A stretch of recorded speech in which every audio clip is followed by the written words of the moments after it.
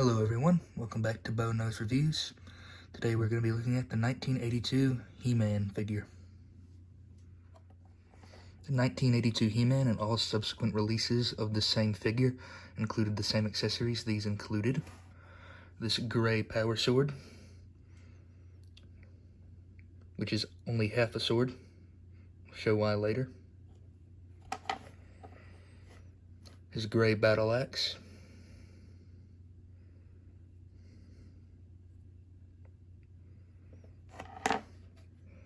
And his gray shield, which had an orangey cardboard insert. It was two pieces.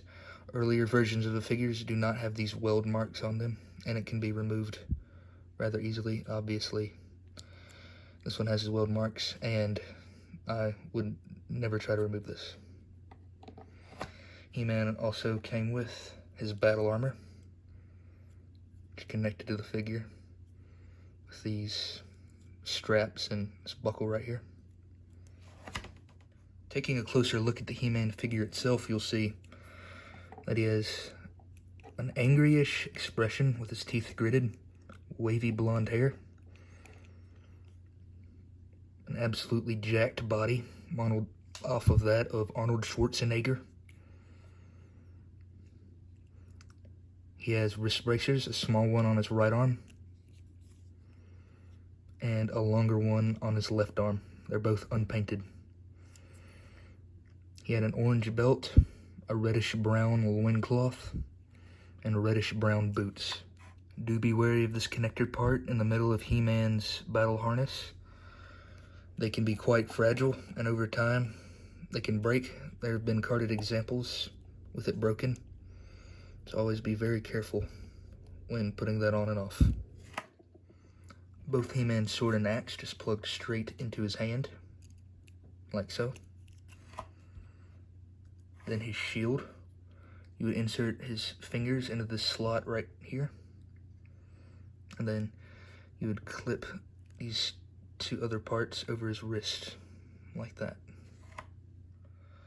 The figure's articulation was rather basic. He had a swivel at the head,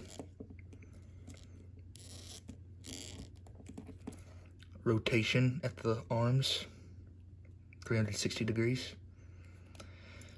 No waist articulation, but there was a spring in there, so when you pull him back, he springs forward.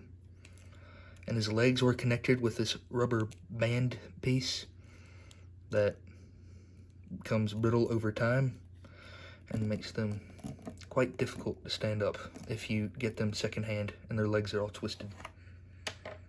Here is He-Man next to the 1982 Skeletor, the 1982 Man-at-Arms, the 1986 King Hiss, the 1982 Battle Cat, the Masters of the Universe Origins He-Man with vintage head, the Transformers Missing Link Optimus Prime, the 1985 G.I. Joe Snake Eyes, the Masters of the Universe Classics Ultimates Faker, and the LJN Series 1 Hulk Hogan. The reason He-Man only came with half a sword is because Mattel originally intended you to buy Skeletor, who came with the other half, combine the two, and whoever has both halves of the power sword controls Castle Grayskull.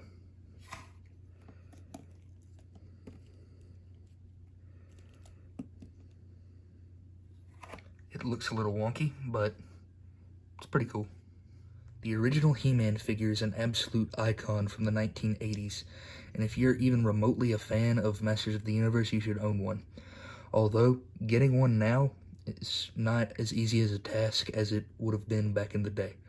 People demand a high price for this figure, and he is hard to find with all of his accessories, especially the cardboard insert in his shield and an unbroken battle harness.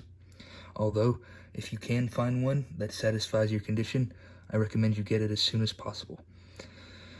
Thank you for watching this video. That's all the time I have today. Hope you have a blessed day.